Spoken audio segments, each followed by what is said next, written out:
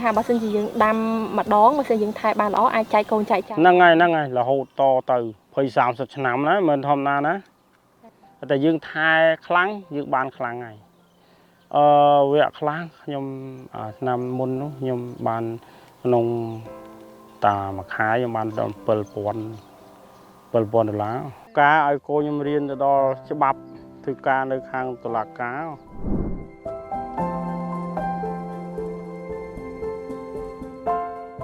ខ្ញុំឈ្មោះមនមិត្តរស់នៅភូមិព្រៃថ្មីសង្កាត់ព្រៃថ្មីខណ្ឌស្វាអំពើរាជធានីភ្នំពេញការខ្ញុំវាចូលដីប្រហែល1,500 ម៉ែត្រការ៉េដីប៉ុណ្ណឹងដី40ឆ្នាំហើយដាំការបលិសប្រហែលវាឥឡូវវា200 300ឥឡូវវា800ចូល1000គុំតំបន់ការបលិសហ្នឹងព្រោះតំបន់ហ្នឹងគេក្នុងសហគមន៍ហ្នឹងគេត្រូវការដាំតកាម្លិះហ្នឹងដើម្បីចែកចាយទៅទូទាំងប្រទេសយូរណាស់ទៅចូលទៅដល់ថៃទៀតពីចាស់មកហើយពើដល់ក្មេងវាតគ្នាមកអញ្ចឹងណាតំបន់ហ្នឹងវាតម្រូវគេដាំតែហ្នឹងហ្មងការលិះហ្នឹងយើងដាំវាត្រូវការដីទួលដែរព្រោះដីទំនាបពេកក៏វាងាប់ដែរណាទឹកវាអុកពេកក៏វាអត់រស់ដែរយូរទៅវាងាប់ហើយការហ្នឹងបើយើងទុកឲ្យវាធប់ណែន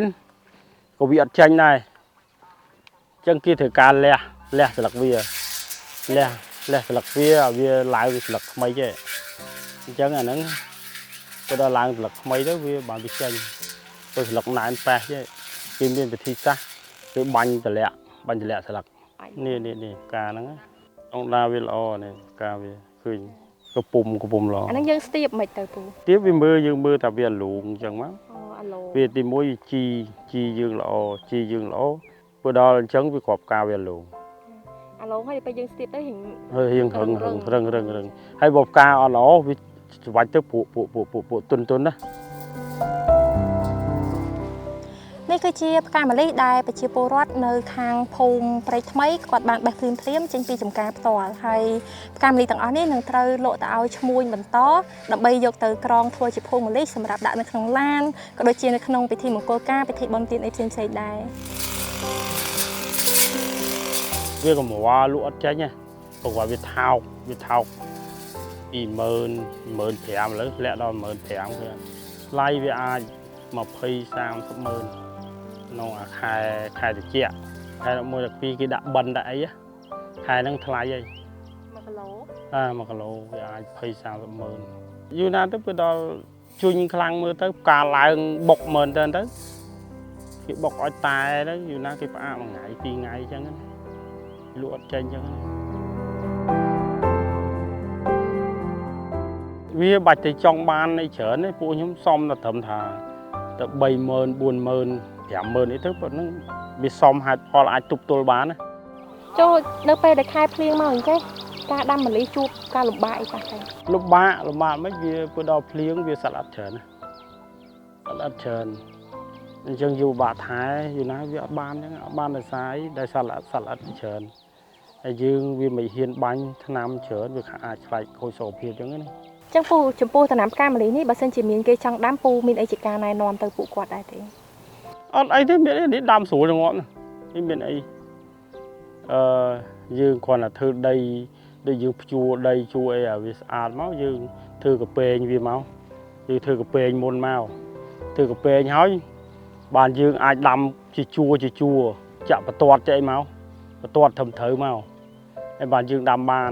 ហើយបើយើងអត់ភ្ជួរដីទេវាដីវាអត់ល្អត្រូវការភ្ជួរដូចធ្វើស្រែហ្នឹងហើយត្រូវការដីទួលដែរដីទន្លាបក៏វាពិបាកដែរដាំផ្កាយើងមានចេកមានស្វាយអីព័ទ្ធជុំវិញធ្វើអត់បានទេព្រោះហ្នឹងវាសម្បូរសត្វអិតហើយវាខ្យល់អាកាសវាអត់ល្អអត់ទៅឲ្យវាទលាយកុំឲ្យវាហប់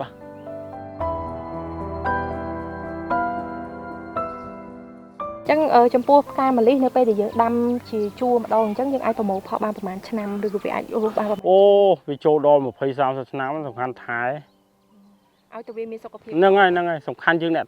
ថែទេ នេះមានន័យថាបើសិនជាយើងដាំម្ដងបើសិនយើងថែបានល្អអាចចែកកូនចែកចាស់ ហ្នឹងហើយរហូតតទៅ20-30 ឆ្នាំណាមិនធម្មតាណា ហើយចំណូលបានមករាល់ថ្ងៃ នៅថ្ងៃអត់មានខានមួយថ្ងៃទេគាត់តិចច្រើនតែប៉ុណ្្នឹងតែយើងថែខ្លាំងយើងបានខ្លាំងហើយវគ្គខ្លះខ្ញុំឆ្នាំមុននោះខ្ញុំបានក្នុងមួយខែខ្ញុំបានដល់$7,000 គាត់តែមួយខែនឹងវាចំថ្លៃ ចំថ្លៃមួយខែ$7,000 1 គីឡូ 90000 100000ហើយមួយថ្ងៃ20-30 គីឡូហ្នឹង អូ mấy hương ấy chứ là nó biết thử mà đo đi vì mình thử ở ngay vì dương thử ở ngay dương miên